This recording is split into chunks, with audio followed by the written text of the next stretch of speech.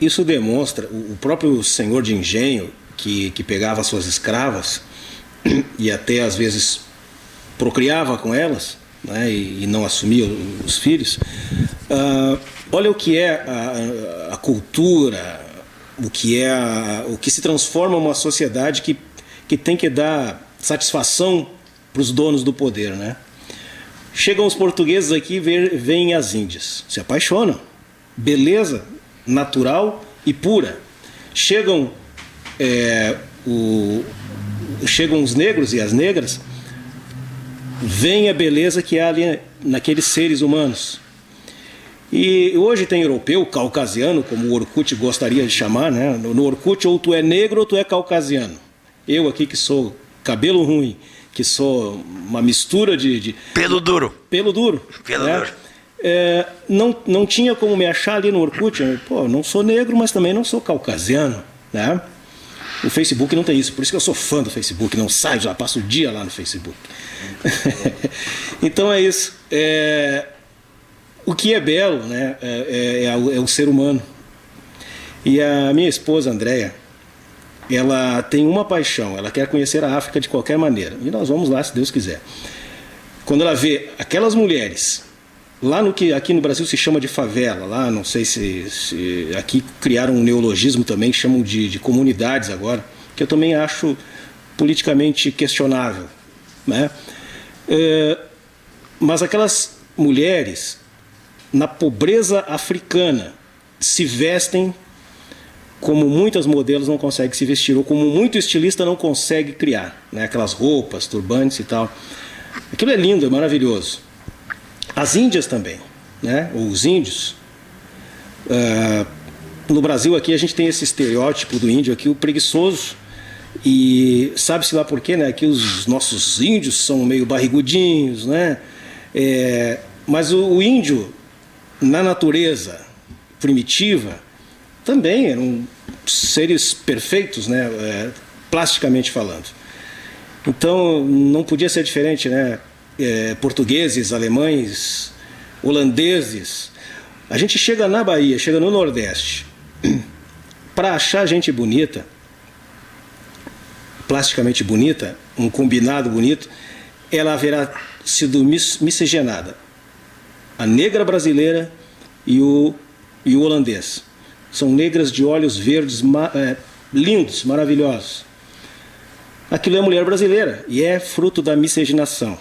Agora, também não faço essa defesa de que tenha que haver obrigatoriamente, né, miscigenação. Eu acho que negros, brancos, amarelos, vermelhos tem que ser respeitado pelo que são, pessoas, gente humanas, né? Então eu fico muito satisfeito quando eu não estou aqui para dar minhas opiniões, eu estou aqui para arrancar verdades, né, dos meus convidados. Mas fico satisfeito quando eu vejo uma pessoa equilibrada, como o Rogério Santos, que faz essa distinção, né, do ativismo puro e simples, do apartheid, daquela política que tinha de segregação nos Estados Unidos, de um movimento que se cria agora com a ajuda dele, com a luta dele, que é um movimento, sim, de valorizar mais do que uma raça as pessoas. Nós estamos tratando de pessoas. Com certeza, eu acho que todos têm o direito de progredir igual, terem as mesmas chances e oportunidades. Até falando da questão da tua esposa, de África, um lugar bem bacana de ver é Bahia, Salvador. Você tem que ir nas quebradas. Esse que é o problema. Porque Salvador é a cidade que tem mais negro, não o estado que tem mais negro. São Paulo é o estado que tem mais população negra. E a grande questão de Salvador é onde que os negros têm as piores condições, né? Por exemplo, eu frequento muito Salvador, porque eu adoro Salvador. E na última vez que eu tive, eu nunca tinha ficado no Pelourinho. A CUFA fez um encontro nacional no Pelourinho. O porteiro do hotel falava 5 línguas e tinha pós-graduação. A gente perguntou, pô, tá fazendo? Ele disse, não tem oportunidade para negro aqui. Vai no banco aí, coisa e tal. Tem a reitora da universidade, coisa e tal. E é onde que iniciou o sistema de cotas no Brasil, a Universidade Federal da Bahia começou o sistema de cotas, onde funciona para a mente, mas não tem. Lá existe guetos lá de algumas coisas bem africanas, assim, que tu vê, principalmente, e se tu for a Moçambique ver, aquela questão que a gente pede bênção, né? Eu, minha família, da minha avó, eu peguei, assim, de bênção, vó, bênção, não sei o quê. Eu peguei esse tempo também. Eles ajoelham, né? E bate palma, a pessoa vem, dá a mão para beijar e ela abençoa, né? Sempre abençoa. Te abençoe, meu filho, que não sei o que não sei o que. Então tem pessoas que têm essa coisa, sem falar do secretismo, né? Vão na igreja católica, porque é uma obrigação que tinha do coisa, sim, e sai dali e vão pro terreiro, né? Então é algumas coisas bem assim, bem africano, algumas coisas, mas são guetos, assim. Curuzu, que é um bairro totalmente negro, que vê as trancinhas, vê algumas coisas, né, vê as roupas coloridas delas, e elas são realmente bem essa leitura. Elas vão no mercado, compram o pano mais barato, colorido, aquele que eles não vendem, que era para ser para uma coxina, faz umas roupas lá incríveis. Isso é a questão do Brasil. Mas também não nos enganamos, né, que tem essa questão, né, que é muito complicado de abrir tanto espaço como foi aberto pelo espaço, pelas mulheres, pelos gays, lésbicas, importante, porque na realidade eram uma parte de elite que construiu isso. E a elite negra é uma que não consegue ver tudo isso, assim, né? Eu falo a elite pensante, assim, de coisas, de intelectuais, enfim, academia. Então isso é uma discussão que a gente até tem para fazer, né? O Celso Ataíde, que é o cara que criou a CUFA e tem algumas coisas, ele tem uma ideia, junto com alguém, de criar uma universidade para o negro, que já tem uma parceria com a Universidade Fluminense. Mas eu não sei se é o ideal. Eu acho que eu sou a favor, né? Já pela minha fala, né? Eu sou a favor das cotas, eu acho que tem que fazer, e tem que fazer novas referências para essa gurizada de ter. Uma universidade para negros não cairia naquele buraco negro, e sem nenhum trocadilho, né? Saiu sem querer, mas um buraco negro, não se perderia num espaço nunca mais buscável de volta, de segregação? Exatamente, essa é a minha leitura, e cai na questão de nova formação de guetos. A gente está tentando sair do gueto, né, de deixar só os negros, alguma coisa em tal lugar, e agora vamos criar guetos nas grandes cidades, nas capitais brasileiras. Eu acho que isso é discutível. Às vezes a gente, filosofando cá com os próprios botões, a gente pensa assim, todas essas coisas de lutas, né, negros, mulheres, gays,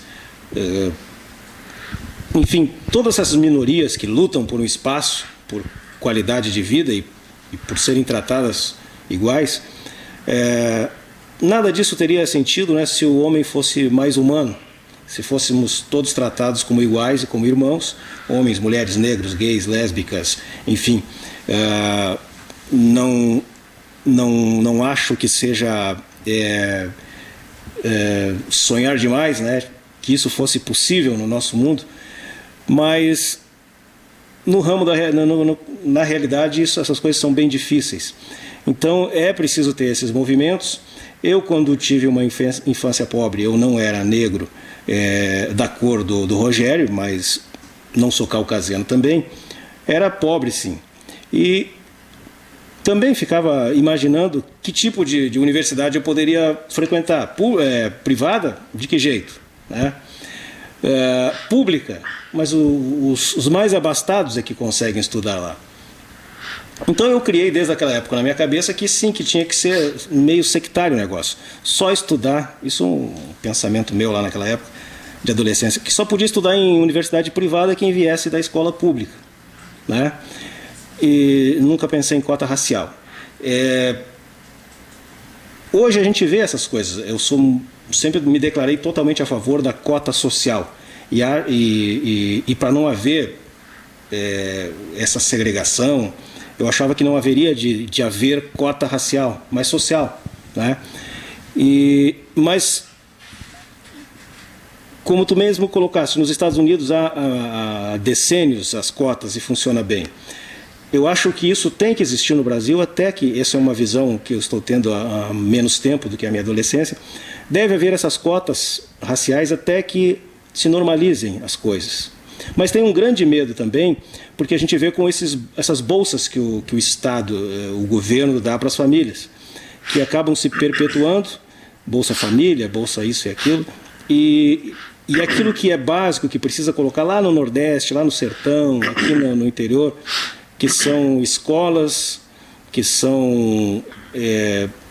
é trabalho para essas pessoas, que um dia não precisa se distribuir bolsas. Da mesma forma, eu penso para as cotas para negros, né, nas universidades. Eu não sei se o meu pensamento seria bem visto pelo movimento, mas eu gostaria de ver ainda a humanidade irmanada, sem cotas, sem nada, entendendo-se todos como seres humanos, né, como homens e mulheres.